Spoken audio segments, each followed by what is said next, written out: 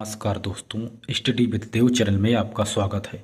दोस्तों, पिछले वीडियो में हमने रामकृष्ण मिशन के बारे में चर्चा किया था जो स्वामी विवेकानंद से संबंधित है। आज हम आपको थियोसॉफिकल सोसाइटी के बारे में बताएंगे। दोस्तों, थियोसॉफिकल सोसाइटी की स्थापना 1875 ईस्वी में न्यूयॉर्क में इनकी स्थापना हुई थी। एक रूसी महिला थी, मैडम ब्लावात्स्की, एवं एक सेना के कर्नल थे यूएसए के एम.एस. आलकॉट। इन दोनों ने मिलकर के इस थियोसॉफिकल सोसाइटी की स्थापना किया था। दोस्तों,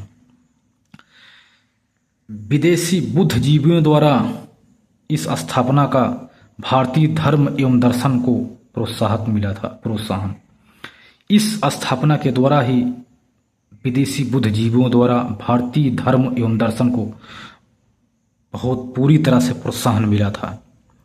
जैसे इसका मुख्यालय 1879 ईस्वी में मुंबई को बनाया गया था। उसके बाद 3 साल बाद ही 1882 ईस्वी में थियोसॉफिकल सोसाइटी का अंतर्राष्ट्रीय मुख्यालय मद्रास अड्यार में बनाया गया। और थियोसॉफिकल सोसाइटी के बारे में एनी बेसेंट जुड़ी हैं, जो आइए इनके बारे में थोड़ा देखते हैं। एनी बेसेंट के बारे में दोस्तों, इनको भारतीय लोगों द्वारा माँ बसंती कहा गया। माँ बसंती हैं, भारतीय लोग ऐसा कहते हैं एनी बेसेंट को। एनी बेसेंट एक आयरिश महिला हैं जो आयरलैंड से संबंधित हैं तथा 1888 ईस्वी में थियोसॉफिकल सोसाइटी की ये सदस्य बनी थी इंग्लैंड में। एनी बेसेंट इंग्लैंड में 1888 ईस्वी में थियोसॉफिकल सोसाइटी की सदस्य बनी थी तथा 1893 ईस्वी में जो विश्व धर्म सम्मेलन शिकागो में चल रहा था यूएसए में, वहाँ पर भी ये सम्मिलित हुई थी, जहाँ पर ये भी वहाँ भाषण दिया था। और 1898 ईस्वी में जब ये भारत आई थी तो 1898 ईस्वी में वाराणसी उत्तर प्रदेश में पड़ता है ये वाराणसी, वहाँ काशी नरेश महाराज प्रभु नारायण सिंह से इन्होंने ज़मीन प्राप्त किया था। कुछ ये दान दिए थे इनको कि आप इस ज़मीन पर आप कुछ भी कर सकती हैं।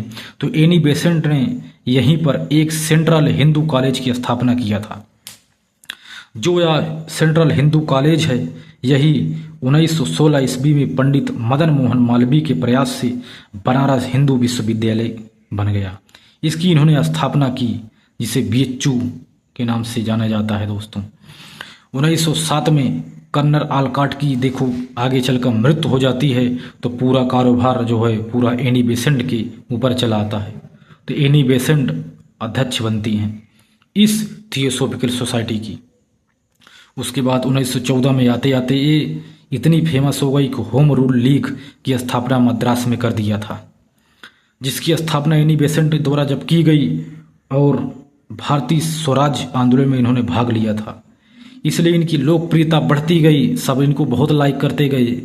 दूसरे विदेशी महिला होते हुए भी इन्होंने इतना अच्छा काम किया। इन्हें 1917 ईस्वी में भारतीय राष्ट्रीय कांग्रेस अधिवेशन की इनको अध्यक्ष बनाया गया। इन्होंने अध्यक्षता की भारतीय राष्ट्रीय कांग्रेस की 1917 ईस्वी में। यह प्रथम महिला अध्यक्ष हैं भारतीय राष्ट्रीय कांग्रेस की। यदि प्रथम भारतीय महिला अध्यक्ष पूछा जाएगा तो सरोजिनी नायडू होंगी।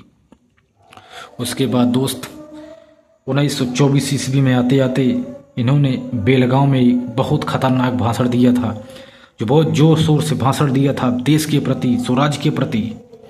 और 1933 में इनकी मृत्यु हो जाती है। इनकी विचारधारा बहुत प्रभावित रही दोस्तों। तो इनकी विचारधारा है, यह हिंदू धर्म से सबसे ज़्यादा प्रभावित रही थी। एनी बेसेंट हिंदू धर्म से सबसे ज़्यादा प्रभावित थी। जैसे भारतीय हिंदू दर्शन इससे प्रभावित थी, योग दर्शन, सांख्य दर्शन, वेदांत, आत्मा की अमरता, पुनर्जन्म, कर्म का सिद्धांत आदि पर इन्होंने बल दिया। बाल विवाह कम करने पर इन्होंने विशेष योगदान दिया और हत्या आदि का इन्होंने विरोध किया। इनकी दो पत्रिकाएं इनकी प्रसिद्ध हैं, कॉमनवेल्थ एवं न्यू इंडिया, जो साप्ताहिक अंग्रेजी भाषा में थी। ये साप्ताहिक थी और अंग्रेजी भाषा में थी, कॉमनवेल्थ एवं न्यू इंडिया। इस तरह से हमने थियोसॉफिकल सोसाइटी के बारे में देखा दोस्तों। अब आगे और चर्चा करते हैं। यंग बंगाल आंदोलन या हेनरी विवियन डिरोजियो से संबंधित है। इसकी स्थापना यानी संस्थापक इसके एंग्लो इंडियन थे। काफ़ी लोगों ने मिल करके इस यंग बंगाल सोसाइटी की स्थापना यंग बंगाल आंदोलन किया था। जैसे 1817 ईस्वी में ब्रह्म समाज के द्वारा हिंदू कॉलेज की स्थापना हुई थी, जो कलकत्ता में है, राजा राम मोहन के द्वारा। हिंदू कॉलेज एक अध्यापक के रूप में काम करता था, सभी का यानी उसमें अध्ययन करते थे। हेनरी जो विवियन डिरोजियो हैं, इनका जन्म 1809 ईस्वी में हुआ था और 1831 ईस्वी में यानी इनकी मृत्यु भी हो गई थी। इन्होंने 1828 में यंग बंगाल आंदोलन का आरंभ किया था और कहा था इस आंदोलन का सबसे प्रबल समर्थक है धन। इन्हें धन के बारे में इन्होंने बयान किया था। अब हेनरी जो विवियन डिरोजियो हैं, इसके कुछ विचारधारा है। यह यंग बंगाल आंदोलन फ्रांस की क्रांति से प्रभावित था। स्वतंत्रता, बंधुत्व, समता, तार्किक सोच, वैज्ञानिक विचारधारा आदि से इनकी विचारधारा मिलती जुलती है। इससे प्रभावित थे। ब्रह्म समाज से भी ये प्रभावित थे, लेकिन इनकी तीव्र क्रांतिकारी तरीका था। ये क्रांतिकारी तरीके से तीव्र थी, बहुत तेज कार्रवाई करते थे, फिर भी ये ब्रह्म समाज से प्रभावित थे। सर्व शिक्षा का समर्थन किया इन्होंने, स्त्रियों का अधिकार आदि का इन्होंने समर्थन दिया।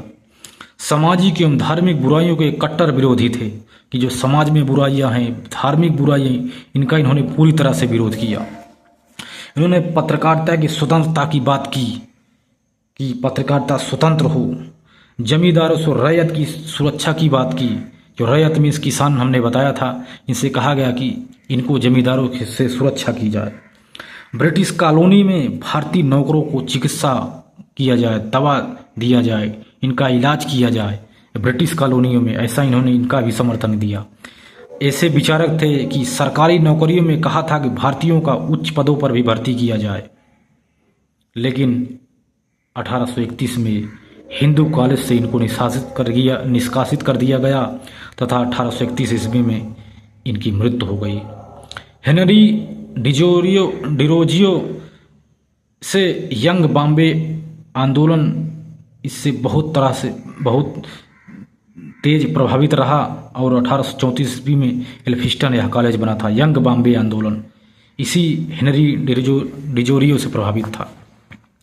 कुछ स्थापनाएं और पत्रिकाएं हैं।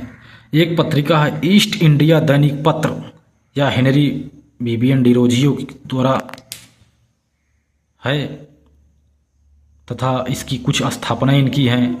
बंग हित सभा, डिबेटिंग क्लब, एकेडमिक एसोसिएशन आदि की इन्होंने स्थापना किया था।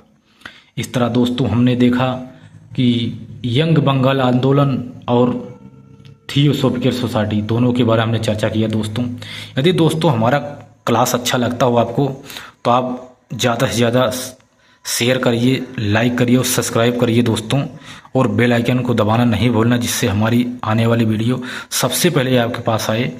तो मिलते हैं और एक बेहतरीन क्लास में, तब तक के लिए धन्यवाद।